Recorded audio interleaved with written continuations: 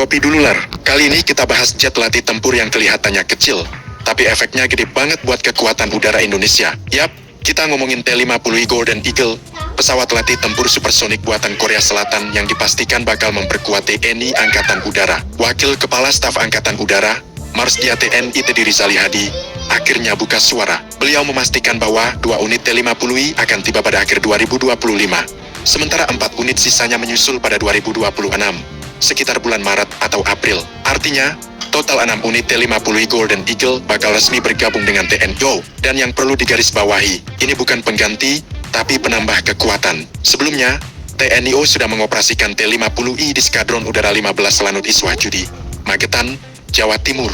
Dengan kedatangan tambahan ini, otomatis kekuatan skadron makin sulit, terutama dalam peran Lift Leading Fighter Trainer.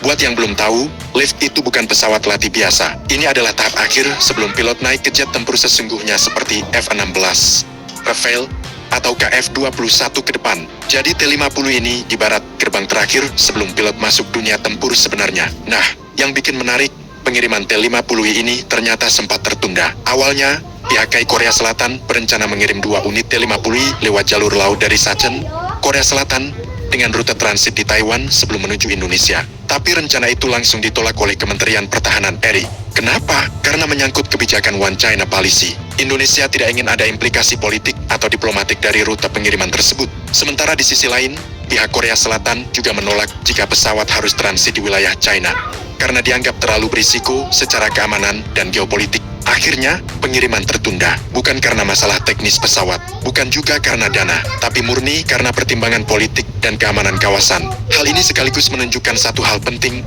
bahwa pengadaan alutsista sekarang bukan cuma soal beli barang, tapi juga soal jalur logistik, diplomasi, dan strategi kawasan. Dan meski sempat tertunda, TNI memastikan program ini tetap jalan. Begitu 2 unit pertama tiba, maka total kekuatan T-50 Indonesia akan makin siap mendukung regenerasi pilot tempur.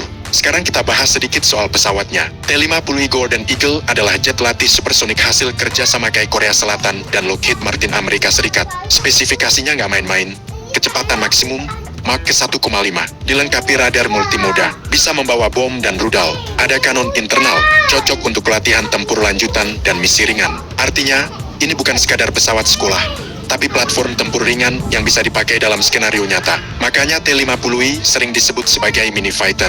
Dalam konteks TNI, keberadaan T-50I sangat krusial karena menjembatani transisi dari pesawat latih ke jet tempur, mengurangi jam terbang pesawat tempur utama, menekan biaya operasional, meningkatkan kualitas pilot tempur.